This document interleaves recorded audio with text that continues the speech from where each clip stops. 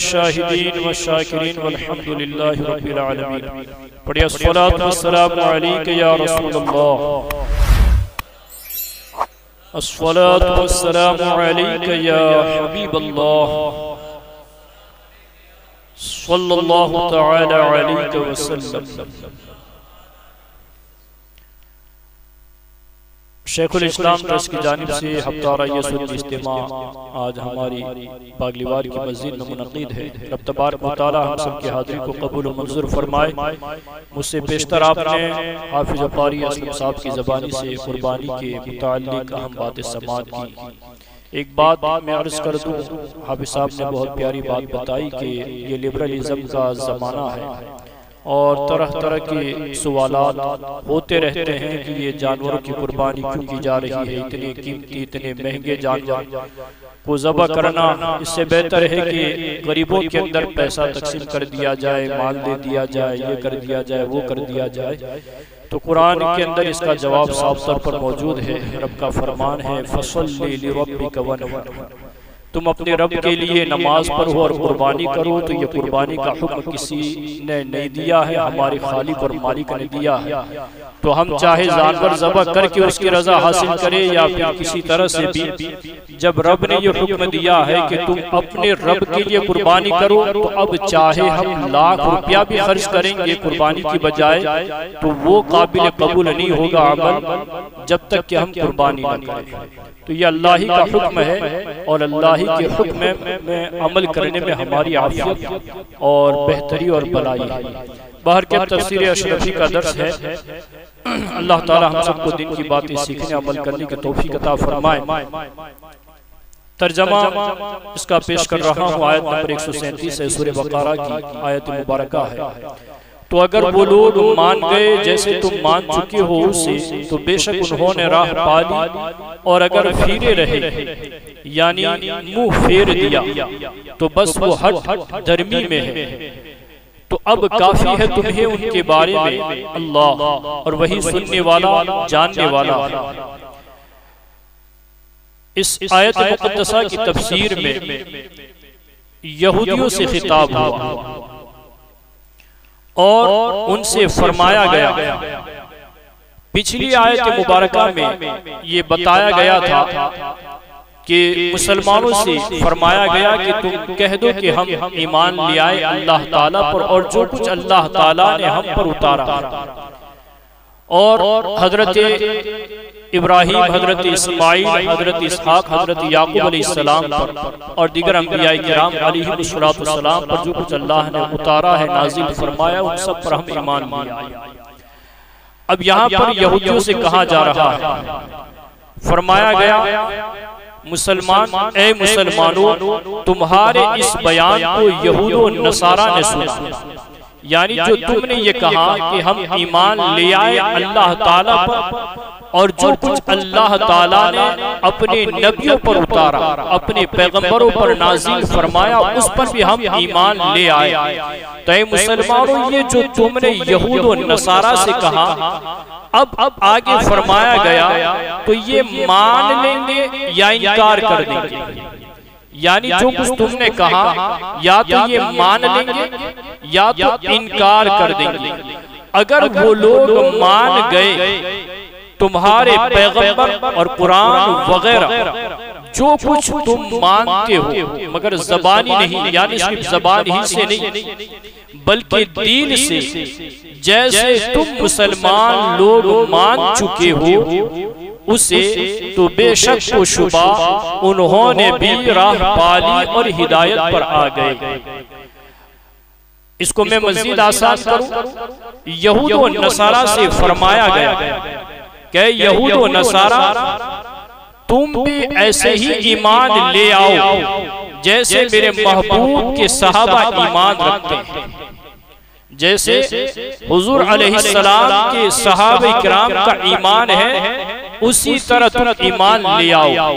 अगर तुम उसी तरह का ईमान ले आते हो जैसा कि सहाबा किराम का ईमान है, तो फिर तो तुम हिदायत पर रहोगे। तुम्हें कामिल हिदायत मिल जाएगी। और अगर तुमने हट धर्मी की जिद की, मुंह फेर दिया, तो फिर तुम राह रास्त से भटक जाओगे, तुम गुमराह ठहरो। अब यहाँ पर आप देखिए, अल्लाह तबारक व तआला ने सहाबा किराम के ईमान को कसौटी के तौर पर पेश फरमाया कि अगर तुम ईमान लाना चाहते हो तो ऐसा ईमान लाओ जैसे मेरे महबूब के सहाबा का ईमान है, मेरे महबूब के सहाबा का ईमान है। अगर तुम उस तरह का ईमान ले आओगे तो तुम्हारा ईमान काबिल कबूल होगा।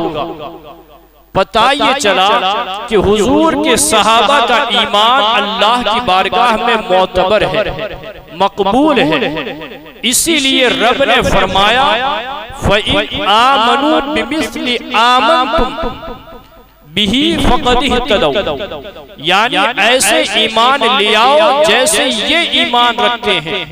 अगर तुम ऐसा ईमान रखोगे तो तुम हिदायत पर रहोगे।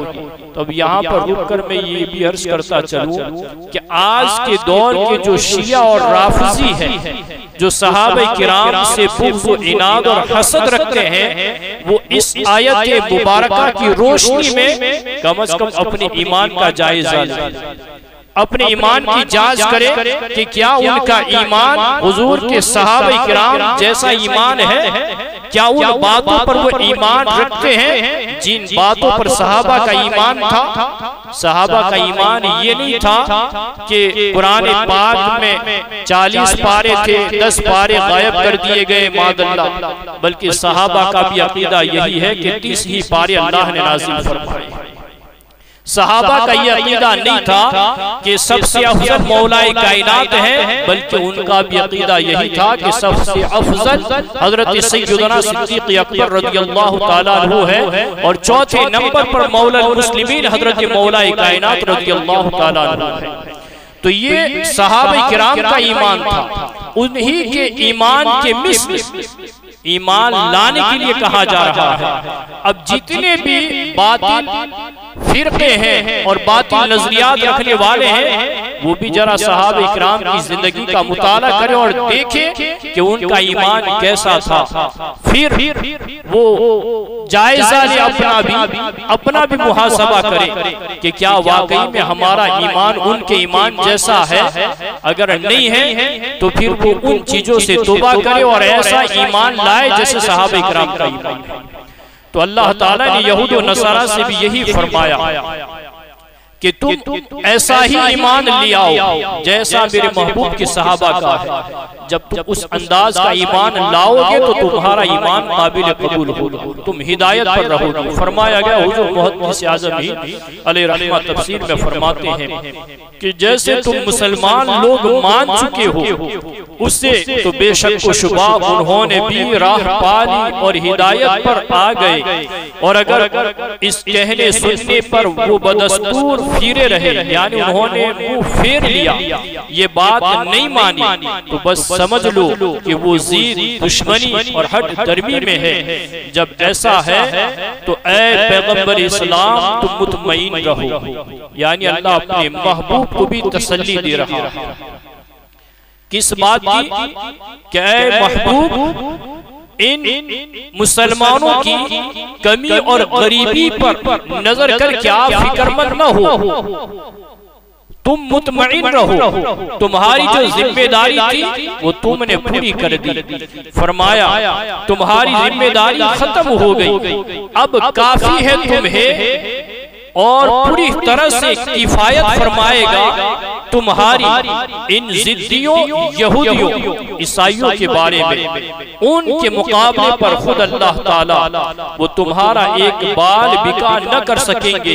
तुम अल्लाह ताला की हिफाजत में रहोगे, तुम्हारा पैगाम मिटाए न मिटेगा, तुम गालिब रहोगे। यानी अल्लाह ने अपने महबूब को ये तसल्ली दी और अपने महबूब से ये वादा फरमाया, और आइंदा के फुतुहात के हवाले से अल्लाह तबारक व तआला ने अपने महबूब को ये खबर अता फरमाई कि महबूब आप कबीदा खातिर न हो, आप रंजीदा न हो, आप फिक्र न करें इन मुसलमानों की कम तादाद को देखकर और इनकी गुर्बत और इनकी मुफलिसी को देखकर आप फिक्र न करें कि ये लोग आप पर गालिब आ जाएंगे या आपको या आपके चाहने वालों को इज़ा देंगे या तकलीफ पहुंचाएंगे। अल्लाह ताला फरमाता है मैं तुम्हारे लिए तुम्हारे दुश्मनों के मुकाबले में काफी हूं, मैं तुम्हारे लिए तुम्हारे दुश्मनों के मुकाबले में काफी हूँ। फरमाया गया अब काफी है तुम्हें और पूरी तरह से किफायत फरमाएगा तुम्हारी इन जिद्दियों यहूदियों ईसाइयों के बारे में। उनके मुकाबले पर खुद अल्लाह ताला यानी अल्लाह ताला तुम्हारी मदद फरमाएगा,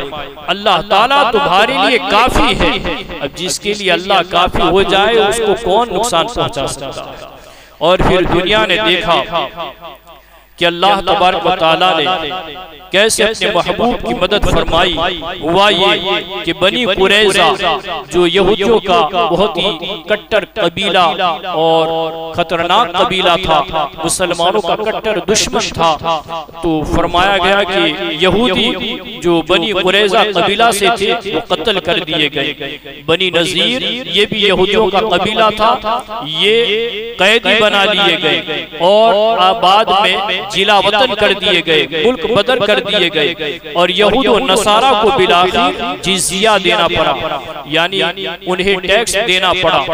ये है अल्लाह ताला की किफायत और वही तो है हर बोली का सुनने वाला और वही हर हाल का जानने वाला है। बातिल परस्तों के अक़वाल व अहवाल उससे न तो पोशीदा है और न हक परस्तों के अक़वाल व अहवाल उससे छुपे हैं। यानी अल्लाह ताला हर ज़ाहिर और बातिल को जानता भी है, देखता भी है, सुनता भी है। बातिल कुव्वतों के अहवाल से भी वाकिफ है, उनके अक़वाल से भी अल्लाह वाकिफ है और जो अहले हक है अल्लाह ताला उनके अहवाल और अक़वाल से भी वाकिफ है और वो सुनता भी है और जानता भी है। वो हर ज़ाहिर को देखता है, हर छुपी चीज को देखता और जानता है। तो अल्लाह तबारक व तआला की जब मदद आती है तो फिर कोई उसको नुकसान नहीं पहुंचा सकता। ये रब का अपने महबूब के लिए वादा था और रब ने अपना वादा पूरा फरमाया जब हुज्जतुल विदा के मौका पर अल्लाह के रसूल सल्लल्लाहु अलैहि वसल्लम ने खुतबे हुज्जतुल विदा जब इरशाद फरमाया तो उसमें मेरे मुस्तफ़ा ने ये बात बयान फरमाई थी कि अल्लाह तबारक व तआला ने जो मुझसे वादा किया था सदक़ा वअदहु, अल्लाह ने वो वादा सच कर दिखाया। व नसर अब्दहु, और अल्लाह ने हमारी मदद फरमाई और फरमाया हर बातिल कुव्वतों की अल्लाह तबारक व तआला ने तन्हा बातिल कुव्वतों को अल्लाह ने शिकस्त की और उन्हें ज़ेर कर दिया अल्लाह तबारक व तआला ने। तो अल्लाह ने अपने महबूब की हर कदम पर मदद फरमाई और हिफाजत फरमाई।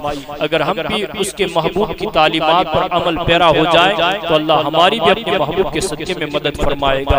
दौरान बयान किसी किस्म की गलती लगी शो तो मौला माफ़ फरमाए। अस्तग़फिरुल्लाह रब्बी मिन कुल्लि ज़ंबिन व अतूबु इलैहि व मा अलैना इल्लल बलाग। अस्सलामु अलैकुम व रहमतुल्लाह।